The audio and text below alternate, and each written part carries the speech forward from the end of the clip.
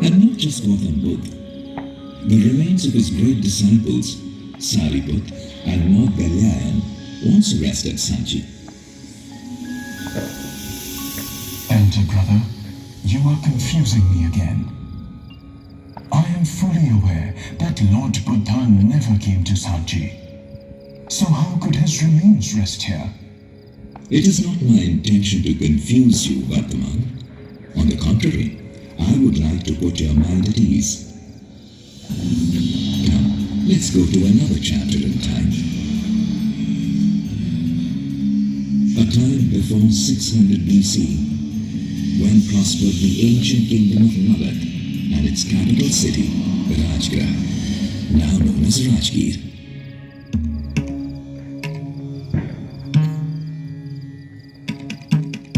Who is this celestial being? One look at whose image has filled my mind with love and compassion. Anger and enmity seem to have left me, and instead, my heart brims with gentle feelings, like sympathy and harmony. You are indeed fortunate, Vardhaman, to have felt the presence of Lord Buddha. Today he has put on saffron robes, taken his begging bowl, and surrounded by a group of monks, he enters Rajgir for alms. It is a special day, as though something divine is about to happen. Look. My friend Vijay, that group of Buddhist monks seems to be headed our way. You are right, Jay. And look, walking in front of the group is Lord Buddha himself. Lord Buddha? I will also offer him alms. Jay, wait. What alms will you give? You have no grains to offer him. Namaskar. Kindly accept this fistful of soil from me.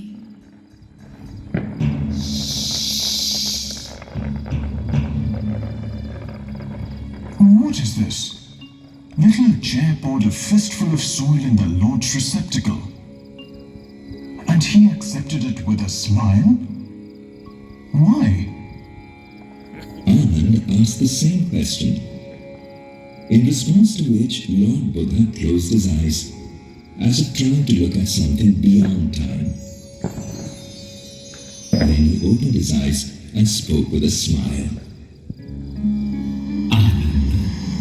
It is because of this great act of kindness that this little boy will be born a king in Patliputra. 200 years after I attain Nirvana, for the benefit of humanity, this king, with a vast empire, and he will distribute my bodily relics far and wide, and build 84,000 stupas.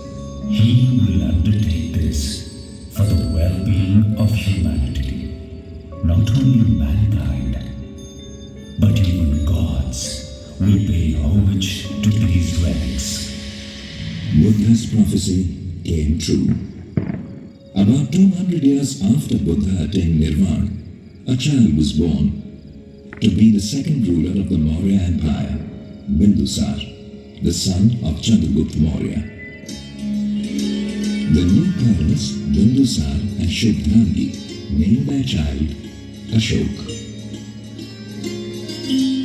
King Bindusar must have been blessed to give birth to a son, according to the prophecy of Buddha himself. Had this been the case, history would have been completely different. Ashok lacked the quality of being handsome. Because of this, his brothers received more love and favor from their father than he ever did. This dearth of love led to rage. Ashok grew up as an aggrieved child, and this feeling intensified with time into a strong, violent streak. In order to keep him away from Patliputra, his father deputed him as the governor of Ujjain. The love that Ashok never received from his father, he finally gained from Devi, the daughter of a moneylender in the city of Vidisha. After marrying Devi, though Ashok was preoccupied with domestic and work life, Their moments of true happiness were not meant to last long. Sometime later, there broke a revolt in Takshashila against the Maurya Empire. When Ashoka's brother Susen failed to suppress the rebellion, Bindusara directed Ashoka to travel from Ujjain to Takshashila and suppress the uprising. Ashoka counteracted the uprising with brutal force and successfully crushed it. However, his thirst for violence remained unquenched. Following his victory at Takshashila, Ashoka headed to Patliputra instead of Ujjain because he desired the throne of Patliputra. One by one he murdered his brothers till he established a stronghold over Patliputra. This family conflict also took his father, Bindusar's life. Tyrannical and domineering, Ashoka began looking for opportunities to fulfill his violent urges. In the 8 years of his coronation as king, Ashoka, intending to expand his reign, waged a wrathful war against Kalinga. Lakhs of people lost their lives or were maimed for life in this gruesome event. The land of Kalinga was stained bloody red. However, witnessing the death of countless warriors and painful screams of soldiers, the heart-rending weeping of mothers and thousands of widows, the wails of orphaned children, melted Ashoka's heart. Ashoka was filled with compassion. He remembered Devi. He remembered Buddha, a picture of compassion and harmony. He knew that while he could never change the outcome of the war, he could alter his path. In that moment, he made a vow. What have I done? I am the cause of this mass destruction. From this day on, the bugle will not serve as the herald of war within the Mauryan Empire, but as the mellifluous music of Dhamma. I will serve my penitence. I will choose the path of Dhamma. And so Ashoka chose his new sacrosanct path, and the journey that he embarked upon had room only for creation, no destruction. Ashoka's journey in the direction of Dhamma had begun. Accompanied by Upagupta, he visited Lumbini, the place where the Buddha was born, Bodh Gaya, where Buddha attained enlightenment, and Sarnath, where Buddha promulgated the Dharmachakra. For many years, Buddha stayed in Jetwan in Shravasti and also visited Kushinagar, where Buddha attained enlightenment. Then, a thought occurred to Ashoka. I have had the privilege of visiting the stupa at Kushinagar, which holds the mortal remains of Buddha. But how can my country or kingdom do the same? How do I convince mankind that it is not possible to attain Nirvana in this lifetime? Ashoka decided to transform the face of the earth in the image of Buddha and built several stupas to spread the word of Dhamma. Through peaceful means, Ashoka secured the cooperation of other kingdoms to divide and preserve the remains of the Buddha. He had made 84,000 small boxes of gold, silver, precious gemstones and crystals to hold the sacred remains of the Buddha. These were then placed inside urns with scrolls containing written script. From the day all 84,000 stupas were completed, Ashoka began to be recognized as the Dhammaraj. The once barbaric, bloodthirsty and brutal man was now Dhamma Ashoka. Vartaman, while Buddha's remains reached every corner of the country, it is almost certain they reached Sanchi too. Dhamma Ashoka's heart was at Vesnagar.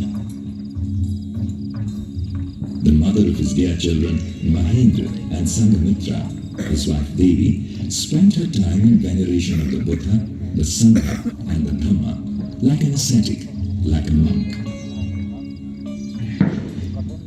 This is why this spot was chosen to construct the stupa in Sanchi. While Devi had a monastery built for monks, Ashok erected a stupa made of bricks.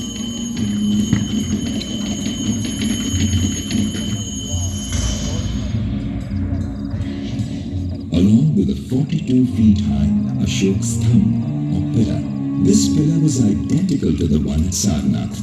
On this pillar was inscribed Ashok's edict in Brahmi script that contained directives for male and female monks. Ashok built stupas and monasteries also in Satadhara and Sonari, areas close to Sanchi. Not only Ashok, Devi Vidisha also made tremendous sacrifices. Imagine what a woman she must have been to convert her own son, Mahendra, who possessed great potential to become the ruler of India, and her own daughter, Sanghamitra, into monks at the age of 20 and 18 years respectively. The remains and memorabilia of the Buddha travelled across the length and breadth of the land with Mahendra and Sanghamitra. When all this was happening, it was inevitable that the Buddha's first and second chief exponents would come here. First and second chief exponents? Whose tale are you recounting now at the house? I offer my obeisance at the feet of those persons whose mortal remains lie safe in stupa number 3. These are Sariput and Maudgalyayan. Their families lived in harmony and camaraderie for generations. They were both born on the same day. Together they went forth on their paths under the guidance of Sanjay Vilaktiput. However, feeling discontent with his philosophy, together they turned to the Buddha. Even though in age both of them were older than the Buddha, they turned out to become his primary disciples. It was only after 7 years since the Buddha left home that he visited Kapilavastu with his monks on the insistence of his father, Shudhodan. He stayed in a grove of banyan trees outside the city. On his father's directive, when the Buddha went to meet Yashodhara, he was accompanied by Sariput and Maudgalyayan. Monks, I am free of bonds, but not Yashodhara. She has not seen me in years. So, if in an outburst of emotions she touches me, do not restrain her. Remain calm. Allow her to conduct herself any way she likes. On one hand, there stood the liberated, detached, dispassionate Buddha, and on the other, his wife, Yashodhara, drowning in a well of tears. On one hand, the Buddha with compassion in his mind towards all of humanity, and on the other, Yashodhara, concerned only with her own suffering. Witnessing the spectacle from a corner were Sariput and Maudgalyayan. Who could capture this moment into a tear-soaked, tragic epic poem? When the Buddha began to return from his meeting with Yashodhara, she sent their son, Rahul, to ask for his inheritance. 7-year-old Rahul set a foot after his father. Father, where is my inheritance? Father, I want my inheritance.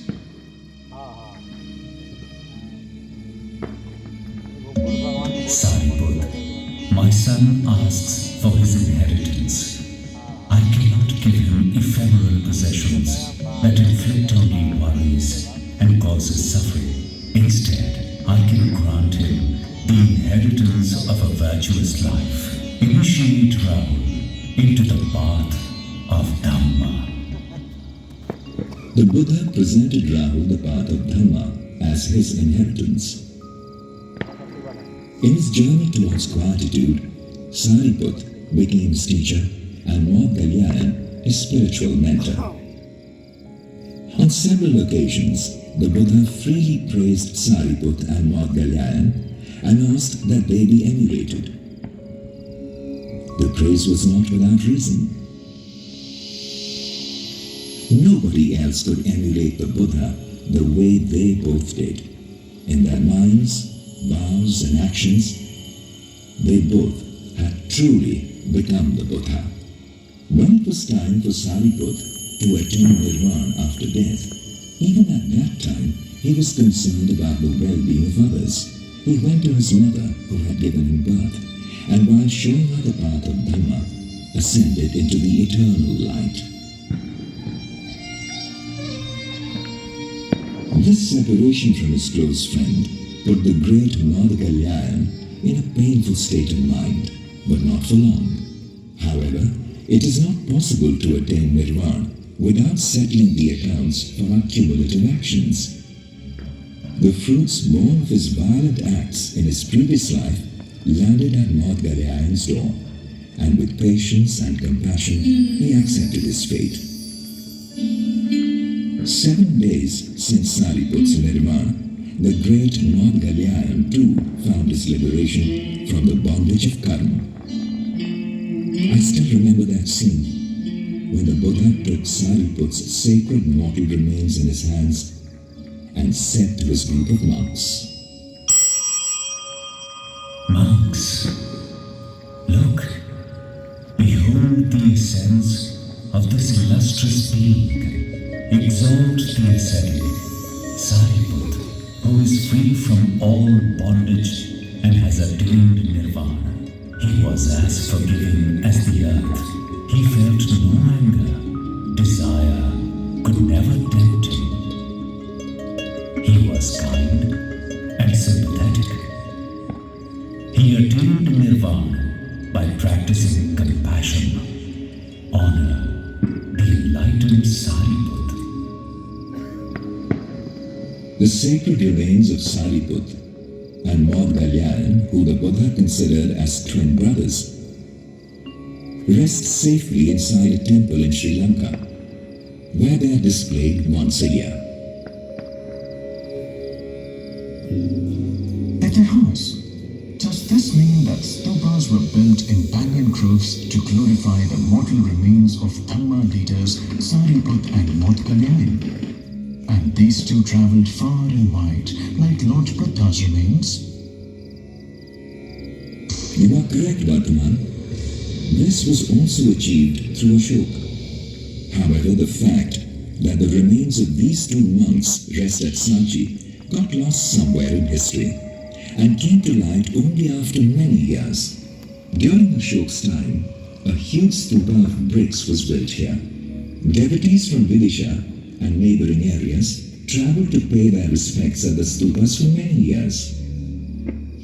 One day, the commander of the Mauryan Empire's forces, Pushyamitra Shunga, treacherously murdered Brihadratha, the last Mauryan king. This brought on the fall of the Maurya dynasty and the rise of the Shunga clan. The people of the Shunga clan were followers of the Vedic religion. The sounds of Vedas began to resonate all over the kingdom. In the midst of this, a malicious disbeliever of the Buddha desecrated the stupa. This is the country where Dhamma Ashoka had proclaimed his edicts, that we must not respect merely our own religion, but those of others as well. It is here that it was said that in every way, in every circumstance, we must honor other religious groups. Then how could somebody carry out such a spiteful act in this holy place? This is deplorable. It is disgraceful that someone should desecrate any religious monument. What happened then, Itihas? In the time of Pushyamitra's son, Agnimitra, who was then the governor of Vidisha, the stupa was repaired. It was rebuilt twice its original size and covered securely with stone tiles. After the Shunga dynasty, during the era of the Satavahanas, in the century before Christ, 4 arched doorways were built facing all 4 directions. in addition to a platform running all along the side of the stupa. Inscribed on the arched doorways was the story of the Buddha, his birth and life-changing historical events, and a history and narrative of the Dhamma following his life chiseled artfully across the surfaces. They depict Ashok's visit to the Bodhi tree and his exile. The interesting thing to note is that instead of portraying the Buddha on these arched doorways in the form of an idol, he is represented through the imagery of a throne, chapel, and other symbols. While the Gupta emperors were followers of the Vaishnava religion, Sanchi and art prospered during their rule. During the Gupta era, several temples and monasteries were also built around the stupa. In fact, this construction of temples and monasteries continued from the 7th to the 12th century, while the Vedic religion and the Buddha's Dhamma flourished together. Empires came and went. However, Sanchi remained unaffected by changing politics and continued to prosper. After the 14th century, Sanchi was deserted. It came into light only in the year 1818, when General Taylor discovered the famous shrines at Sanchi. Once Sanchi was drawn into the limelight, it became a land ravaged by treasure-hungry thieves and eager but unskilled archaeologists. As a result of this plundering of archaeological relics and treasures hidden inside the stupas, they suffered great damage. The mass excavation conducted in a hurry by Sir Alexander Cunningham and Captain F.C. Macy in 1851 also aided in the vandalization and loot of the stupas. However, they were successful in recovering the small boxes containing the remains from stupas 2 and 3. On the cover of 2 boxes recovered from stupa 3 read tiny inscriptions. The box that had faced the south read Sariputtas, that is, of Sariputta.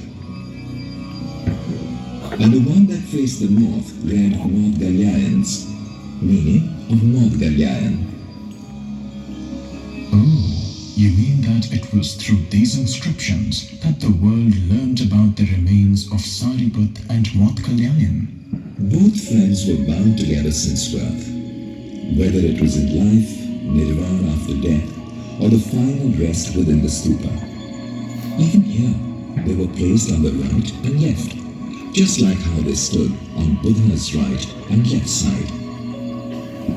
Sariput and Maudgalyayan's remains were found in the same placement at the stupa in Sakadhar near Sanchi. From 1912 to 1918, Sir John Marshall worked tirelessly to systematically excavate the stupas and monasteries and bring them into light, to render them a coeval quality. At the house. But weren't there temples here along with the stupas? A temple also illuminates the path to religion and spirituality, Bhagavan. Honoring each other's religion is the true mark of tolerance. Today, there are about 50 monuments in Sanchi, including the 3 stupas.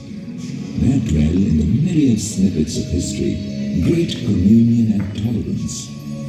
And this is the path of Sanchi and India. My work is done. I must return, Bhaktaman, to the place where the Buddha, his great generals Sariputta and Maudgalyayan, and Buddha's male and female devotees of the Dhamma have left their footprints in the sand of time. This is my message for you, and for all those who can hear my voice. You are all the inheritors of the sacred tradition of the Buddha, his Sangha, and the Dhamma. You decide if you want to choose the path strung with unkindness, discord, suffering, and conflict, or the one decorated with the presence of Buddha teaching love, compassion, and a path to nirvana. How you create your world is entirely in your hands.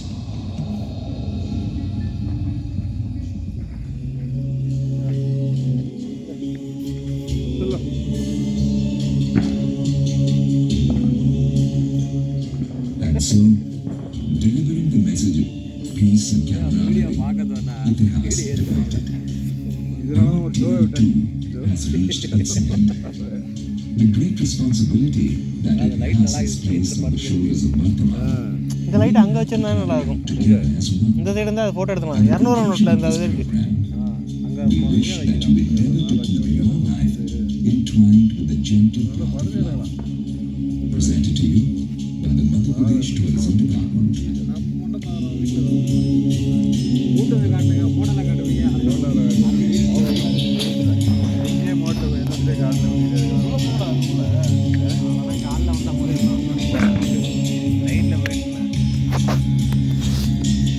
உள்ள தூங்கிட்டு இருப்பார் புத்தர்.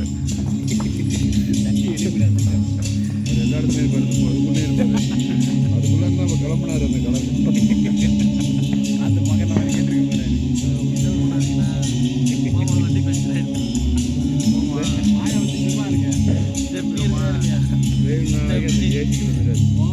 Tyre மட்டும் தான் இருக்கும். நாளைக்கு சொல்லி பூஜை போடுறதுக்கு